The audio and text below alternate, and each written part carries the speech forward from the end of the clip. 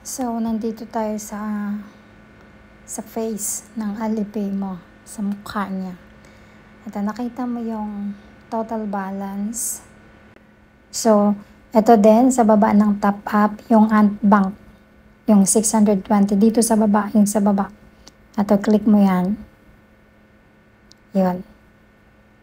Ulitin natin ha. Ito yung i-click mo, yung sa baba. Alipay, balance, 0. Tapos yung sunod niyan, Ant Bank. Dito mo siya pipindutin. Yan mismo. Tapos, i-withdraw na natin siya. Ilagay mo lang dyan ng $2 kahit magkano. So, pay now. Mapupunta yan sa balance mo.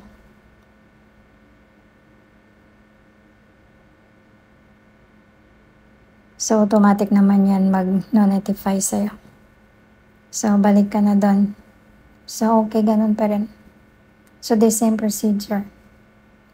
So, titingnan natin kung nasa balance na siya. So, nasa balance na siya, mayroon ng $2. So, gets na. That's it.